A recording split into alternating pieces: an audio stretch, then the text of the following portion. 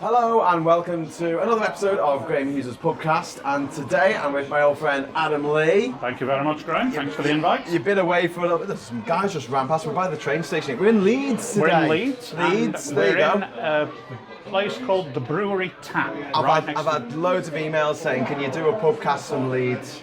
Nobody's come here to see us in the Pubcast in Leeds.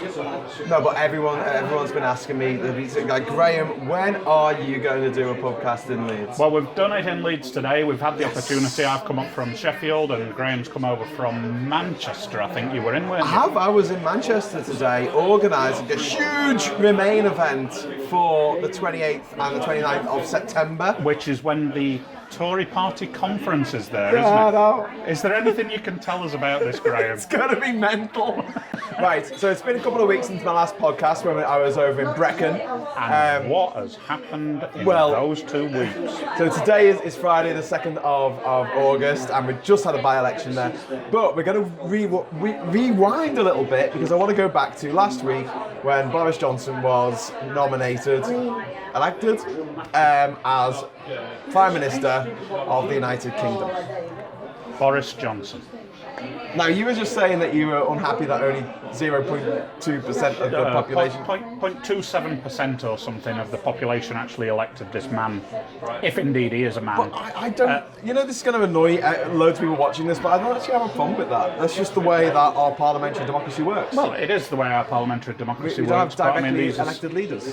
But this is a man who has flipped and flopped and lied and fornicated and...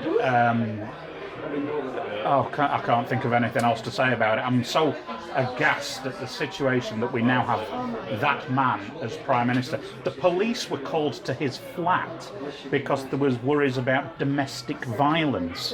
I mean, and a few years ago, if you were a Conservative MP, if you were caught with your pants down by your ankles with a woman or anyone, it would be the end of your career. Well, I remember that in the 90s with John Major's cabinet, the sleaze. The Back to Basics campaign that John Major was... Back to Basics, That's what he called it, the Back to Basics, and there was a character in the Viz called Baxter Basics. Oh yeah, I forgot about that. Yeah. But David Mellor. I remember David Mellor. No! Please, come on. He got voted out. Do you know what? And he got less votes in that election where he was voted out than someone who set up it could have been the Graham Hughes party, in brackets, anyone but Mellor. I mean, Mellor lost his deposit, I think. And you think, but now it seems to be a prerequisite that you have a nefarious character who has got illegitimate children that he won't look after, he won't care for, he won't admit to. We actually don't know how many children Boris Johnson's got. I mean, what amazes me is these women that's insane. throwing themselves No, but hang on. What's there wrong was with there that? was a hoo-ha in the tabloids the other week because they didn't know the names of the godparents of Meghan Markle and Prince Harry's kid, Archie. We didn't know the names of the godparents, and some people in the tabloids weren't happy about that. No, apparently. We don't know how many children our Prime Minister has got. We don't know how many women he's had. He's taken out super injunctions to stop anyone reporting on the fact that he won't let anyone know how many children he's got. It's just unbelievable, isn't it? You know what he said about Liverpool? Well, actually, it was in the magazine that he edited. He didn't actually write the words. What magazine was that? Was it The Spectator? Spectator, that's right. Yeah. And he said that Liverpool was a city of whingers who have to take responsibility for what happened in Hillsborough, which was the police's fault.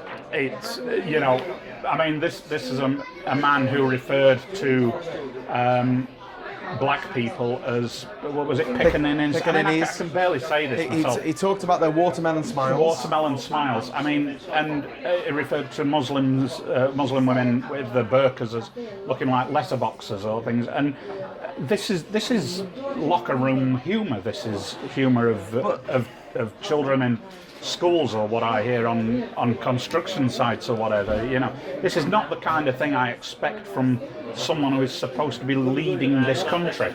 And also, this is a man who's become leader of the Conservative Party, the party that is supposedly for business, and he turned around and said, when British Aerospace warned about the consequences of Brexit, fuck business. That should be his name, shouldn't it? Whenever we refer to him on the TV or anything, it should be Boris Fuck Business Johnson. Do you know what his full name is? Boris Fuck Business Johnson? Other than that. Alexander Boris de Piffle Johnson. I mean, doesn't that just make you wonder? Oh, by the way, The new cabinet is two-thirds of the cabinet went to private school. That's a whole different podcast. We need to talk about this. We have an Eton problem. He's the 20th Prime Minister. Did you get that? I got that. Yeah, I'm just Mitch sort of Penn's ignoring joke. it. I stole it. Mitch Penn, thanks. He's the 20th Prime Minister of the UK who went to Eton, and that's all he's cared about. You know, and you look at his record. I mean, this is a man who walked out of the cabinet when he was Foreign Secretary because he didn't agree with the Brexit policy, and then voted for the policy, and now is saying that the backstop is undemocratic. That's the new line, by the way. They're saying an undemocratic backstop. Can we just put this to bed? We invented the backstop. It's a British backstop. We wanted it, and the EU said, well, what are you going to do about Northern Ireland? And we said, well, and said, well, we can't put a border on the island of Ireland because that would be a direct violation of the Good Friday Agreement, in which it says that you can't put any infrastructure on the border. Yeah, it's just bizarre. It's interesting because I speak to my friends in America, and I'd just like to say hi, Carol Wheeler. I know you'll see this. But I remember telling Carol that Trump is a slang word in the UK for fart, and she loved that. And she messaged me the other day and said Johnson is a slang word for Cock. Penis. So we've got President Fart and Prime Minister Cock. Sounds about right. Anyway, but he's Prime Minister now, but he has this slender majority. Which is now one. Oh, it's sweet, isn't it? It's absolutely sweet. I think it's getting really loud, isn't it? I don't know if anyone's going to be able to hear what we're saying. It's just picked up, hasn't it? There's nothing we can do about it. Let's just keep going. We'll keep going and see how it turns out, eh? Yeah. We can always put subtitles on it. I suppose we have got mics on, so that should help. Yeah, it should be picking us up. So anyway, both Adam and I had interesting experiences in our let's say in our professional lives this week. Yeah, we did. Thank you. Do you want to go first, or shall I? Lost my job because of Brexit. Thanks very much. And can you explain the process here? How did you lose your job because of Brexit? Well, one of our clients in Europe needs to ensure continuity of services, so they requested that British passport holders be repatriated back and replaced with EU citizens to ensure continuity of service, and that meant that we were overstaffed in the UK, so some of us have been let go. Thanks very much. And do you know why? So you've actually lost your job because of Brexit? They didn't say that in as many words, but that was what it was. Well, Brexit hadn't been voted for, you wouldn't have lost your job. It was a threat of no deal. It was due to ongoing uncertainty. And that's because our illustrious leader has now put no deal back on the table. And the pound has tanked as a result. So, I mean, how are you so calm about this? Because you've lost your fucking job. I'll be okay. Doesn't it make you want to go out and shake people? I want to shake Jeremy Corbyn, actually. Because Jeremy Corbyn? I don't blame Boris Johnson for this, because Brexit is no longer a policy, it's a cult. It is. It's an absolute Boris cult. Johnson is the high priest. And and people are now saying, we knew we voted for no deal. No, you didn't. Dominic Raab said, "Oh, we talk about no deal all the time," And it wasn't. and there isn't a single Within snippet 10 minutes. of footage or audio or written emails or anything of Dominic Raab mentioning the words "no deal" in the run-up to the referendum. Within 10 minutes of him saying that on the Today programme, there was footage on all these social media sites like FaceTube and FaceTube and Twitter. Oh, FaceTube. And whatever, that they were saying, you know, no, this is actually what Dominic Raab said, and it was all, we'll have a deal, we'll have a brilliant deal, and blah, blah, blah. And even Vote Leave was saying, we will not trigger Article 50 until we have a deal in place. But Theresa May triggered that deal. But you see, I'm not angry about that, because they had a policy which has now become a cult. What's happened, what I'm angry about is people like the opposition who have supported this. Yeah.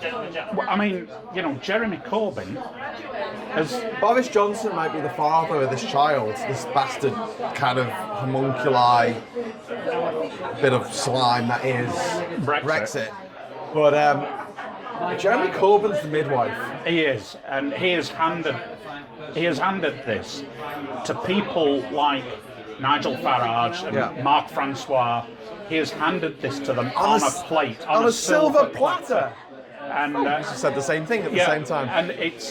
And that's what makes me really angry, is because the leader of the opposition, the clue is in the job title, I think. You know, and I just think, you know, if they'd seriously opposed the government's policies that are now that causing economic hardship to people. I mean, I'm okay, I'll be okay, but there are people out there who are going to be a lot worse off than me, who actually believe the rhetoric of Nigel Farage and Mark Puddin Francois.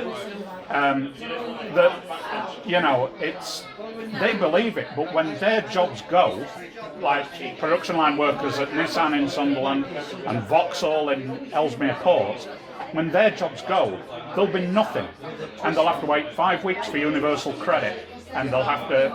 Oh, and if they turn up to their meeting 5 minutes late because the bus is late turning up, they lose their... They don't get another meeting for another few weeks, and in that time you get no money at all. Or it's so severely this is why reduced. food bank use has gone through the absolute roof in the last few years. And this is a policy.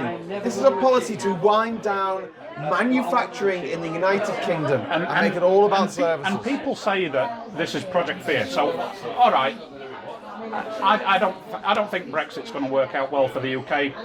And Boris is on about having, you know, a boost, and we should believe in the country. Well, okay, I'll believe in the country, but when you've got the head of the ERG's economic think tank, which is Patrick Minford, who has said himself that it will affect manufacturing and agri-food sectors first. People say, well, we'll accept that. But when we point it out, we're called as doomsters and it's all Project Fear. So which one is it? Is it fact from Patrick Minford, who supports Brexit, or is it bad news and fake news from people like us who will oppose Brexit? That's the maddest thing about this. Now we're getting like people going, oh, but people were warned that this would happen. No, they weren't. And so they accepted. No, but they were by us. Well, yes, by us. And we were dismissed as the loonies, the Project Fear loonies. And that's the other thing as well. David Cameron, who started this shitstorm off, David Cameron said. Spent £9 million of taxpayers' money to send out a leaflet that told us, and it only had one line in it, it would result in leaving the single market and the common market and the customs union. Oh no, hang on, what? No, what? Oh yeah. And they said it wouldn't. The other side said no, this wouldn't happen. And we got Boris Johnson on film saying no, we aren't going to leave the single market. But that was one line. It said this will be the result. We will leave the single market and the customs union. So, but we weren't told there was no deal. And now it's gone from being a million to one chance to being actively prepared for. And people grumble about £9 million spent on that leaflet, right? What about how much have they spent so far, or announced this week? 2.1 billion. 2.1 billion pounds on no deal preparation. We just were speaking to a guy here in the pub, and he was saying, no deal won't happen. I said, so we're spending what, 2.1 billion on something that won't happen? Brilliant. So it's just I keep bizarre. banging on about the £1 trillion. That's 100 billion. That's million pounds. That is 1/64th of the GDP of the planet has left the United Kingdom. Has gone to other countries. It's gone to Dublin. It's gone to Frankfurt. It's gone to Paris. It's gone Geneva. somewhere else. Yeah. It's not here anymore. Barclays Bank had to go to the High Court to say, can we move assets? Can we move all this money? Assets. So assets, right? At the moment, assets are being bought by foreign companies and foreign citizens, left, right, and centre, because the pound has lost so much value. Yeah. Now, if you wanted to have a nice big penthouse apartment in London, it's going to cost you 20% less than it did before the referendum. So we're not only losing our invisible assets, the stuff that was in the Barclays Bank, we're also losing our tangible assets to other countries, to other people from other lands who don't live here and don't speak English and aren't our mates necessarily. And on top of that, you've got 1.2 trillion at least pounds in British banks that's owned by EU citizens, companies and individuals. have you? Do you think they're going to leave that money in the bank? Well, Adam, just come on, help me out here. What people need to remember as well is that this country, we used to pride ourselves on investment and bringing foreign investment in. So with the pound going down in value, that could be argued that that's a good thing because they can build a factory cheaper, let's say. Why would you keep your accounts in pounds? But there's nobody has been able to tell me a single company that has come here because of Brexit. Investment in this country, foreign direct investment, is going down. And look at the figures that came. Oh, it's gone off a cliff. Did you see about the how much automotive sector? It's gone down from 2 billion to 94 million or something. Million. Yeah. It's phenomenal now. Sorry, so we can just say that again. 2 billion to less than 100 million. To the budget of a mid-level Hollywood movie. That's all the money that's being invested in the British car industry. And one thing now, because of Brexit. And on top of this, can I just go back to something that we spoke about in one of the Pubcasts? We said that Britain would get sued. Our government will get sued by companies who are like, I've lost all this money, I'm going to sue you. And the thing is as well is that you've got the head of the new owners of Vauxhall. Vauxhall and Opel were owned by General Motors and were sold to Peugeot Citroën in France in 2015, I think. They have one car plant at Ellesmere Port, they have a van plant at Luton, and the head of that company has said, if there's no deal Brexit and it makes our plant unprofitable, we will close. We've got spare capacity in southern Europe. I know the factory they're talking about, the Opel plant in Zaragoza in Spain. So, and they will. I mean, we've given them a reason to, and they will do it, right? Nissan in Sunderland was set up, and Margaret Thatcher actually, she worked hard and got permission from the old EEC to subsidise and assist Nissan in setting up in Sunderland. And they have cut production there. And when it comes to no deal, when it comes to just in time, if those plants close or are forced to close due to lack of supplies, and it could be just headlamp units coming from wherever they're manufactured in, I don't know, the Czech Republic or something, if they're held up at Dover or Calais, that will stop production at the cost of 100 million a day. 100 million pounds a day it will cost. Now, what are they thinking of with these kind of threats? They're certainly not thinking about your jobs. They're certainly not thinking about the jobs in Sunderland. And there's nothing in Sunderland now other than I'm sorry to say, other than the Nissan plant, because the shipyards have gone, the coal mines have gone. I can't think of any other big industry around Sunderland. You know, it's going to be devastating for industry. British Steel at Scunthorpe is in receivership because their special steels division has no orders because of Brexit. They're the first big casualties of Brexit. It's that simple. It's not Project Fear. But what gets me is I care about this, and people don't care. They don't care that people like you are losing their jobs. Oh, but you know, because a lot of the people who want Brexit, as the man we were just chatting to here in the pub, he's retired. Yeah. He doesn't give a shit. Yeah. He's going to be dead before anything like useful happens from Brexit. So why not kick the ladder away and just, you know? Something I was going to say about the getting sued, right? Because I said, look, these companies are definitely going to sue the British government because why wouldn't you, right? Yeah. I said that a year ago after we went to Geneva, and I was like, okay, the guys over there told us these things, and they got me a bit worried.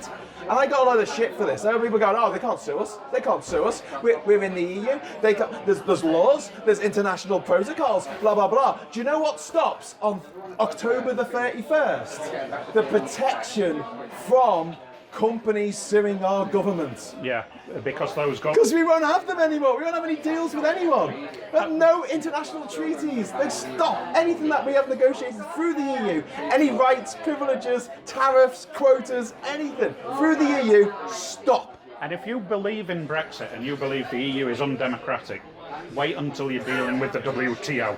Oh, you mean the WTO that we get like one representative for out of 164? And, you know, and is that representative elected? And do they set what the international tariffs are? So therefore we have to give up our sovereignty. We're not allowed to, set tariffs to whatever we want. We're not taking back control?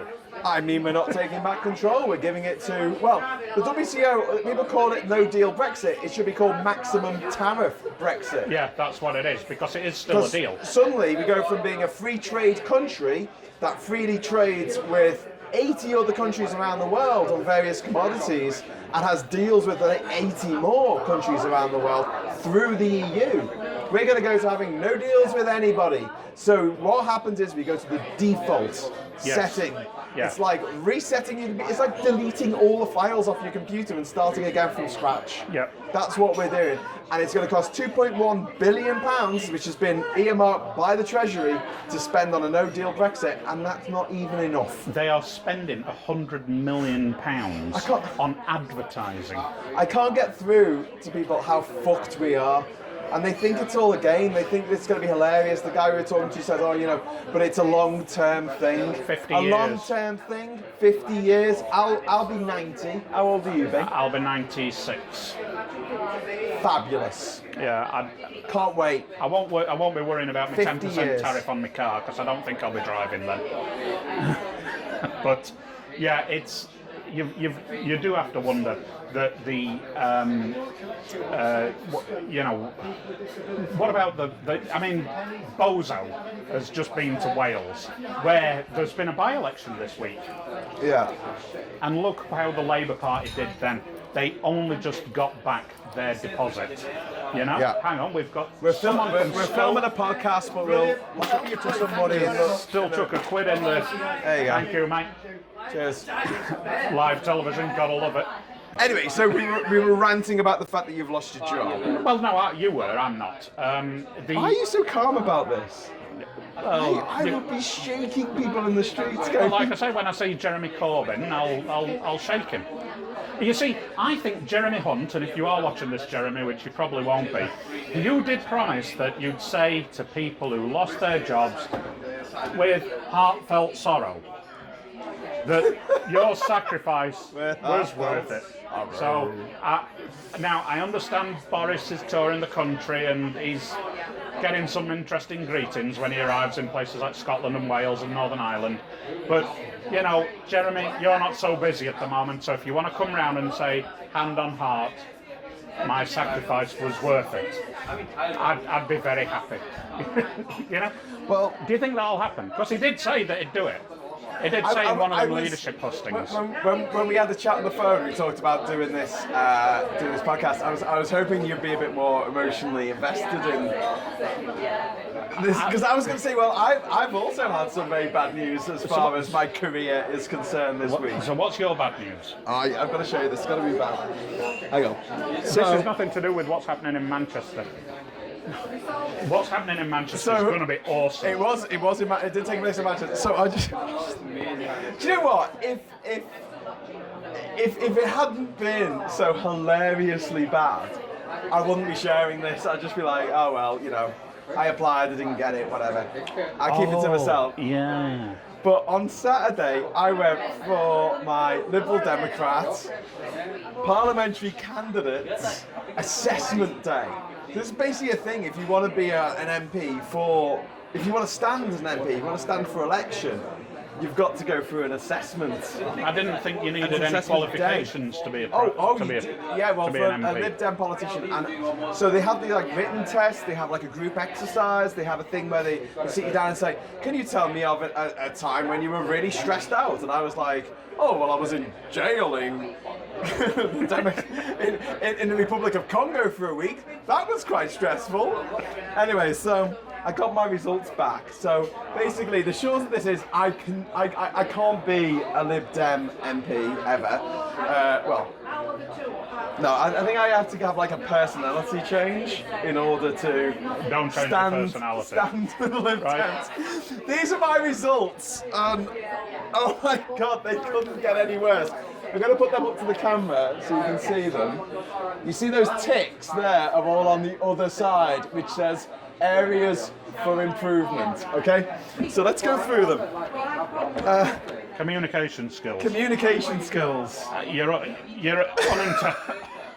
I think they just put on the thing, Scouser. Yeah. Dirty Scouser. Yeah. Leadership. Well, yeah. Okay, this is my favourite. Resilience. You weren't very resilient when you were in prison in the Democratic I think they said, can you give us an example of resilience? And I said, well, before I was put in jail in the Republic of Congo, in Brazzaville, I spent 4 days on a leaky wooden canoe travelling with 10 Senegalese fishermen from Dakar in Senegal over to Praia, the capital of the Cape Verde Islands, 650 kilometres in an open canoe with an outboard motor and no radio and no sat phone and no distress flares. I had to buy my own life jacket. Anyway, so we come into Cape Verde and they put us in jail for a week because they thought that I was people smuggling. So we spent the entire week in a room that was about the size of this room, as you can see it here on the camera, and there were 10 of us. So we had to sleep like sardines on the floor, on the concrete floor. So that areas for improvement, resilience. Now I kind of think that if maybe the second time I was thrown in jail in Africa in the Republic of Congo, had it been the Democratic Republic of Congo, that could have made all the difference. Yeah. So remember that, kids. If you ever want to be a Lib Dem MP, apparently I'm not very good at representing people. It depends who you're representing. I don't think you represent people who voted for Brexit very well. That's very true. I don't. I'm terrible at representing Tory voters. Yeah, I don't think you'd be very good at, and possibly even some Labour voters. Yeah. Anyone who likes Jeremy Corbyn, yeah. Strategic thinking and judgment. Strategic thinking and judgment. Yes. So you had no strategy in your plan to visit every country on the planet without flying. The one that I successfully carried out, that no other human being has done. And was that the head of records of Guinness World Records said was the most interesting record he'd ever seen. And so you had no strategy in doing that? No, and I just made it up as I went along, like Indiana Jones. Would you mind if, when it came to the strategic planning of visiting every country on the planet without flying, so you basically did it by crossing land borders or sea borders? Yeah. Right? Do you mind sharing with us how long it actually took you, this strategic plan that you didn't have? What was it, 2 years? What, the plan to do the journey? How long did it take you to visit every country on the planet? Oh, how long? The actual plan only took me a night. Yeah, but how with a lot of Lonely Planet books in my local library. How long did it take you to actually? 4 years and 1 month. 4 years and 1 month. And how much did it cost you? £27,500. £27,500 to live for 4 years and 1 month, visiting every country on the planet. Buying all the visas, paying for all the transport, and accommodation. You'd have been a supernumerary on some ships as well, wouldn't you? I was a supernumerary, and I love that title because it made me sound like a superhero. I wasn't just a numerary, I was a supernumerary. Yeah. Right. So anyway, so the final one. No strategic thinking or judgment. No, that's and the final one is values in action. Values in action. Yeah. Now, all I'm thinking now, after getting this back, is that I shouldn't have turned up for the assessment day in my KKK outfit, and I definitely shouldn't have pissed on the carpet on the way out. Oh well. I mean, never mind. So basically, I'm sorry to the people watching this, but you're all stuck with me because I've got nowhere else to go. We're doing this and we're going to do this every 2 days while I'm off work. We are. Right. But I can't stand for the Tories because they're scum. I can't stand for Labour because I can't stand Labour. I can't stand for the Lib Dems because I just don't have the qualifications. I don't have the resilience. So basically, Brexit Party? They'll take anyone. No, change UK. Claire Fox of the Brexit Party went on the radio and defended Gary Glitter's right to download child porn. Anne Widdecombe said science could cure homosexuality. Yeah. Anne Widdecombe, who was a Tory, yeah, and is now supposedly an MEP for the Brexit Party, said that science can cure homosexuality. If you think Brexit is a good idea, that means you support them. And the irony being that I believe that Anne Widdecombe causes homosexuality. Anne Widdecombe could be cured by science. I mean, imagine coming to the planet and you're like, hey, I'm an alien from another world and I want sex, and then you see Adam Widdecombe and you're like, I want sex with the other one. Oh my God! I mean, could you imagine? I mean, should we do letters to Anne Widdecombe saying you drove me to homosexuality? Yeah, it's all your fault. Well, I've actually got. I was straight as an arrow before you came along, and then oh my God, love. Well, I do have a friend in Canada who sort of messages me time to time through Face Hate or whatever it's called, and he Face Hate. He said, and he is gay and he's out and he's proud.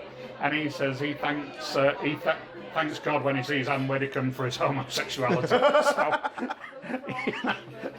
I'm sorry, we shouldn't pick on people for how they look. No, we shouldn't. But I mean, she's Anne Widdecombe, Kate Howie, Katie Hopkins, they're toxic. They're toxic. I think that the evil inside them just seeps out of them, and. I think there's some really lovely people who are unfortunate looking badgers, but they don't look ugly. Sort of like us. Well, yeah. Scrub up in a good light. You know? Yeah. Well. Yeah. It takes a lot more than that for me. It's desperate, really, isn't it? I mean, what is it with Boris Johnson as well? You know, these women throwing themselves at him. I don't think it's a case of them throwing them. But, well, can we come back to this? Yeah, anytime you want, mate. Let me just check my diary. Yeah. Monday, no, because first, before we go into Boris Johnson, why women throw themselves at, I don't think that's the case, but, you know, why people like Boris Johnson is a very interesting conversation. It is a good conversation. So let's just hold that for a moment, because we need to talk about the results of the by-election. Right, okay. So, put your... I was going to Google them. No, I don't want to know the actual numbers. Last night there was an election in Brecon and Radnorshire. Which is in Wales. It's in Wales. Wales, isn't it? It has been a Tory seat since 2015. And they had a huge margin. They had a huge majority. A majority of 8,000 or so. Yesterday, the good people of Brecon and Radnorshire voted, and they decided to have Jane Dodds, a Liberal Democrat, represent them. But it was a Liberal Democrat seat before that. It was. Before 2015. It was. Yeah. And until 1979, it was a firm Labour seat, wasn't it? No, 1970, I think, wasn't it? Really? I don't know. I'll bow to your superior Googling. So, the point here being that Plaid Cymru, the Greens, and Change UK did not field candidates.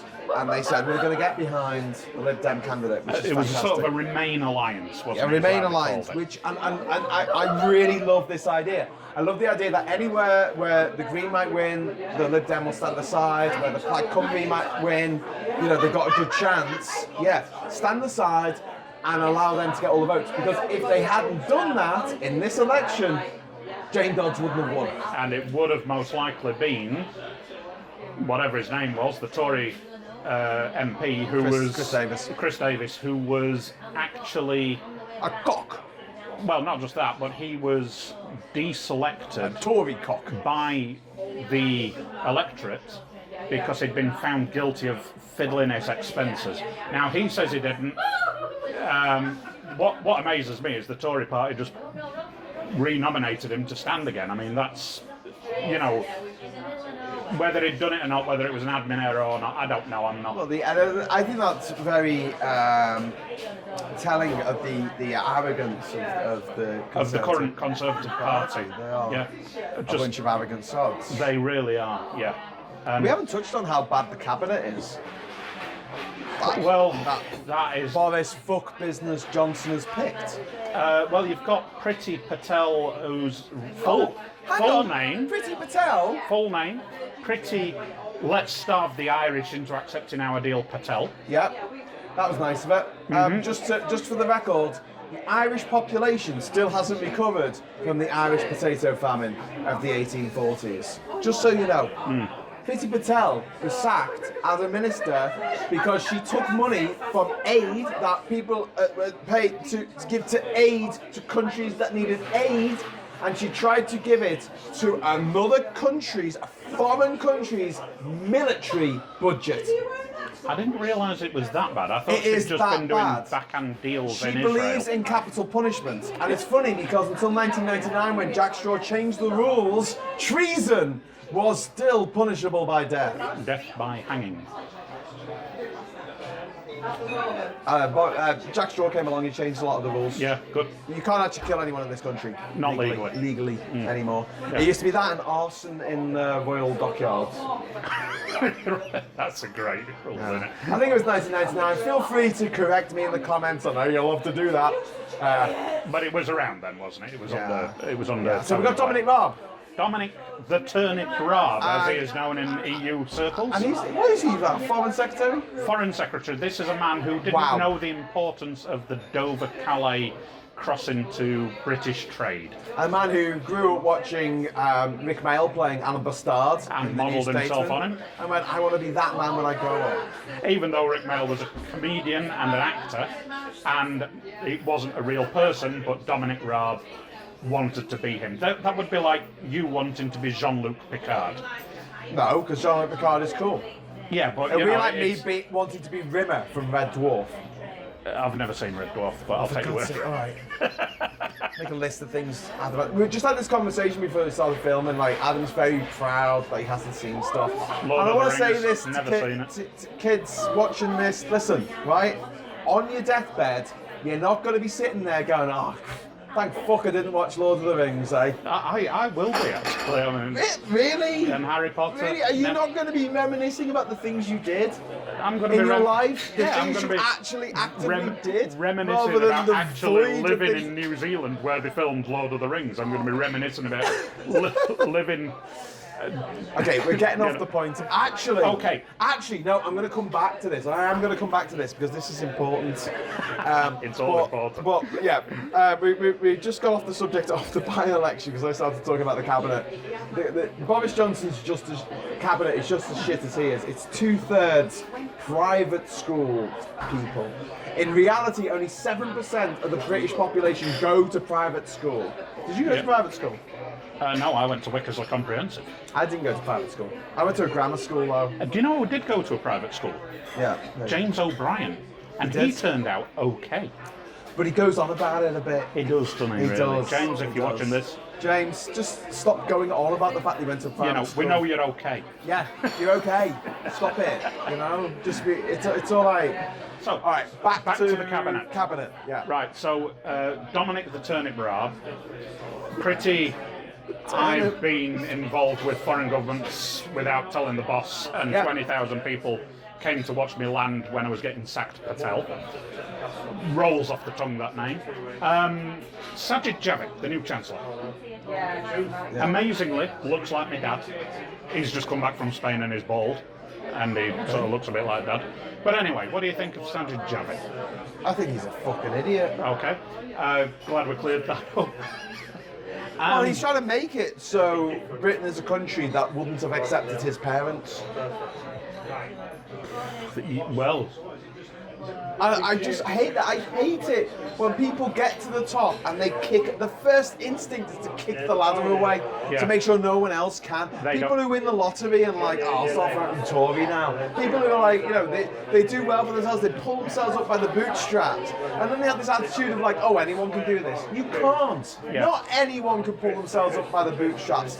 It takes a particular type of person and a fucking huge dose of luck. Because in this life, it's not what you know. If it was, I'd be the richest man in the world. Yeah. It's who you know. Yeah, it's who you know. Okay, so I know artists and political activists and no one with any money.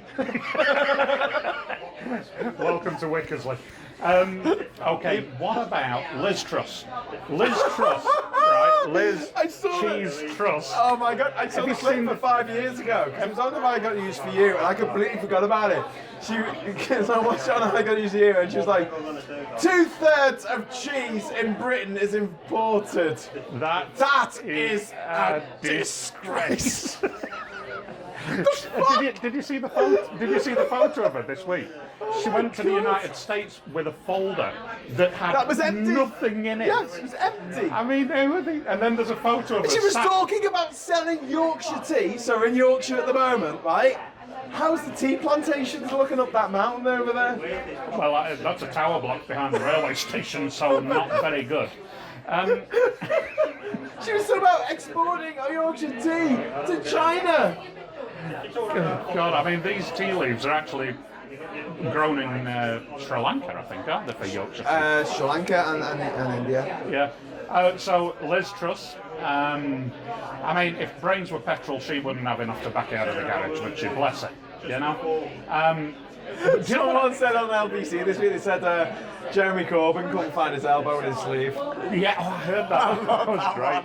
And it was an Irish guy, so he said it in an Irish accent. Are you still recording? Yeah, of course I am. Yeah. So let's have a look who didn't make it into cabinet. This is another one for the James O'Brien bingo. Mark Pudding Francois didn't make it into cabinet. Now he is living proof that cousins shouldn't fuck. How that man... But they trot these same people out, don't they? We've been rambling on about 47 minutes now, and it's Friday afternoon in Leeds. It is 5:30. People have finished work, and the music's just come on and been turned up, and everyone's leaving the area where we are because we're obviously filming ourselves. So should we quickly wrap up as quickly as we quickly can? Because okay, Boris Johnson I don't know is a fuckstick. if whoever sings this song is going to want to have some royalties off us now. I think these people might be dead. Okay, the royalty company will want some royalties off us. So Boris Johnson's a fuckstick. Jacob Rees-Mogg is, what's his job title? Fuckstick. Yeah, fuckstick. No, Jacob Rees-Mogg is leader of the House. And because Jeremy Corbyn didn't take Joe Swanson's advice last week of calling for a motion of no confidence, now a motion of no confidence couldn't be called and therefore trigger an election before October the 31st. So Jeremy Corbyn, your mate, has basically guaranteed no deal is going to happen. Well, I think no deal will still be prevented, and I think it's going to happen, mate. Batten down the hatches, get your contingency plans in place, because no deal Brexit is coming, and you are going to be fucked. Well, it's certainly not a plan for the average working man and woman in this country, is it? You know the thing they say, if you still want Brexit at this point in time, you're either an idiot or a billionaire. Check your bank balance to see which one you are. And on that note, well, no, I did want to go. I did want to bring this full circle. I did have a plan for this podcast. We got interrupted by someone earlier, and we can't use that footage. And it's meant we've been delayed in doing this, which means we've eaten into time that, you know, now they're getting ready for the after work Friday night, you know, beers. So we've eaten into that time, haven't we, by recording 30 minutes of footage we can't use. But she was great. She was a Remain voter, her husband was a Leaver. And it got to a point where her husband was like, stop talking to these men. Yes, it'll be on YouTube by this evening. On YouTube. And we're like, we can't put it on YouTube unless we have permission. Yeah, so. We don't like getting sued. I don't like getting sued. I just don't like getting sued. But the British government will be. So you wanted to bring it full circle. Let's bring it full circle. Right, so election results last night. Important points to take away. First of all, the fact that the Lib Dems won. Yes. Okay. On a Remain ticket with Plaid Cymru and Change UK and the Greens stepping aside to allow one candidate, a pro-Remain candidate. This is the way we will win. It's the only way we will win. Right. Because Labour are a Brexit party. Labour only got some small number of votes. They're just over 5%. They only just got their deposit back. The way it works is if you don't get more than 5% of the votes, you don't get your 500 quid back. It's that for the Labour Party. An organisation as rich as Labour, 500 quid is neither here nor there. But the point is, it's a symbolic thing of getting your deposit back. The Labour Party almost didn't get their deposit back. And for the Labour Party in Wales, that is big news. That is awful. So, essentially, out of every 20 voters who went to the polls yesterday, 19 of them voted for someone other than Labour. And that's a damning indictment on the Labour Party in Wales. For the Corbynites who are still out there, you need to start asking yourself this question. Is your love for one man, one very ordinary man, well, he went to private school, worth more than the Labour Party? I just spat then. Did you see that? I wouldn't worry about it. This is 4K film and that's there. People don't watch us anyway, so I wouldn't worry about it. Okay, right. More important than Labour Party, more important than the country, more important than Adam's job. Don't labour the point on that. I mean, it's Labour. There's other people who are going to be far worse off, like the skilled but trained for one job. People who work in the car plant in Sunderland or Ellesmere Port, Ford plant at Bridgend. They've got skills, but they're not transferable because there's going to be no car plants left. The steelworks at Scunthorpe, skilled people, but we're getting less and less. And one of the companies that I deal with, they're moving their business model from what they call coma sites, which is, you know, the big industrial sites such as Bunsfield and the old ICI plant at Teesside or whatever. They're moving from that to energy from waste. So some people have skills that are transferable, but unfortunately, in terms of companies like Vauxhall, we've got less and less, you know, and they're the people who I fear for. They are the people I fear for. But what we're seeing in the last week is being called the Boris bounce, and we'll talk about this more in the next podcast. But it's true. And I keep talking about this. People who voted for Trump, people who voted for Brexit, they're not motivated by hate. They're really not. No, they're not. They're not sitting there going, oh, I hate black people, so I'm going to vote this way. They're actually motivated by love. They're motivated by the fact that someone has come along, whether it's Farage or Trump or Bolsonaro or Maduro in Venezuela or Erdogan in Turkey or Johnson in the UK or Le Pen in France, and that person has made them feel good. Yeah. For the first time in their fucking life, someone's come along and gone, I'm on your side. I'm on your side. I'm on your side. Are you thick? Are you racist? Oh, brilliant. So are we. Join us. And they've made them feel good about themselves for the first time in a very, very, very long time. What Jeremy Corbyn did when he came in as leader of the Labour Party in 2015, he did exactly the same thing. He made Labour voters feel good for the first time since the Iraq War. Almost 500,000 Iraqis died in the Iraq War. It is a stain on the history of our nation and a massive stain on the Labour Party. And it is, yes. And the thing is as well is, I mean, James O'Brien says this, you know, he's got compassion for the con, no compassion for the con men. Yeah. I was taken in by Corbyn. I voted for him, you know, to become leader of the Labour Party. He wanted something different. He wants to feel good about being a Labour voter again. And after you know, all the shit. And working with people who, you know, I mean, I make a good quid, you know, I mean, but, you know, I don't. Can I borrow a fiver? Yeah, okay. And literally had to get 3 trains here. £10.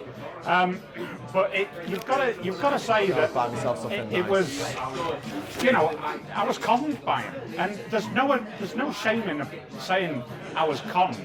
It's the shame. Well, there is. No, there isn't. Well, I know that there shouldn't be, but I will never ever vote Labour ever again.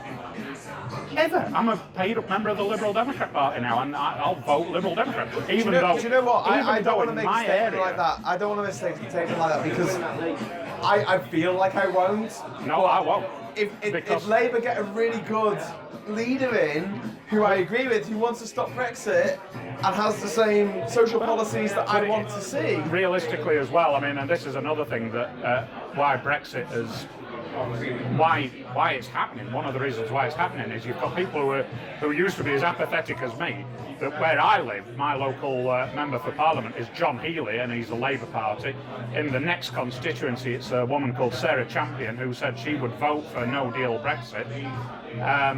So she's Labour. She's Labour, and she's Labour, and she said 2 weeks ago, vote for a no-deal Brexit. Yeah, she would support a no-deal Brexit because Rotherham. I'm going to give you this tenner back because I feel bad now. Thank you.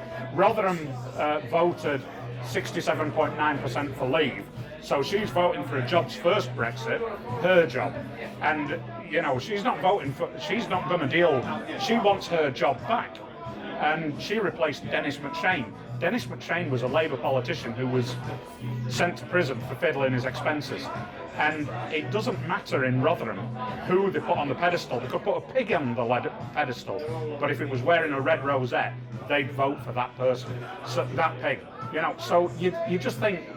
I was quite apathetic, you know, who am I going to vote for? But I'm going to vote for Liberal Democrats, knowing that they'll unlikely get in my constituency of Wentworth and Dearne. Well, look, the point is that I cannot bring myself to vote for a party that has allowed the Tories to cause economic self-harm, to impose upon this nation economic sanctions. We've imposed economic sanctions on ourselves, and the Labour Party, under Jeremy Corbyn, have allowed it.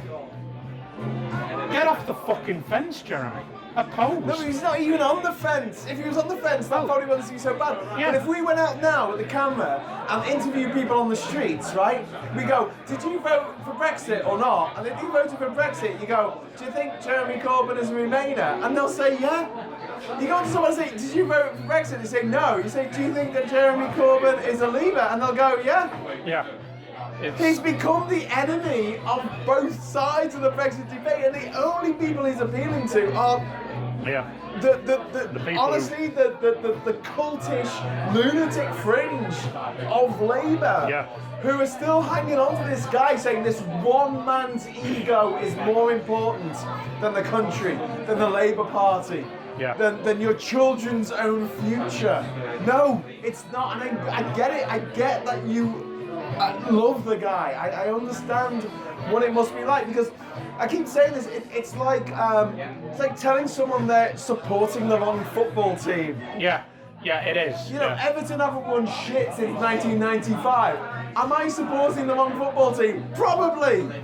But you still love Everton. But I can't help it. I'm just, because we are tribal and we're loyal and we try to stick to our guns on things, even though it's obvious things are going down the pan. And I would have a much better time supporting Liverpool, who just won the Champions League, for Christ's sake. So we've got this problem here You'd where... probably have a better time if you followed rugby rather than soccer, but anyway. Posh boy sport. Anyway, the point being...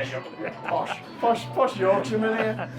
The point being... I'm from a village that was a farming village surrounded by 5 coal mining villages. Well, listen, we're about to run out of batteries, so we are going to have to wrap this up at the hour mark before it runs out. But we will talk about this more. We need to make Remainers feel good about themselves. And one of the things that the left wing is really good at is making us feel bad. I feel bad when I drive a car. I feel bad when I fly in a plane. I feel bad, you know, that some kid gets to go to a good school. It means that some other kid goes to a bad school. It makes me feel bad. I'm constantly swamped by these negative emotions. We need to turn this around and make people who care about the future and care about the environment and care about the country and care about their children. We need to make them feel good. And that is the ethos of the Cirque de Resistance, which is coming to Manchester at the end of September. We're going to have 4 Yorkshiremen. I'll be one of them. There's going to be comedy, there's going to be music, there's going to be light, there's going to be... An elephant. There's going to be an elephant. It's an inflatable elephant. We're going to have a lot of fun, and there's only one rule. We are not going to mention the B word. Boris. And the other B word. I'm not mentioning it. Brilliant, good. You're learning, all right? Let's just have the weekend a jolly where we are just all... But it is the weekend of the... Conservative Party Conference in Manchester. And we'll be there. We will be there, with all of us. Okay. So, Remainers, assemble! Oh, and hire a clown outfit.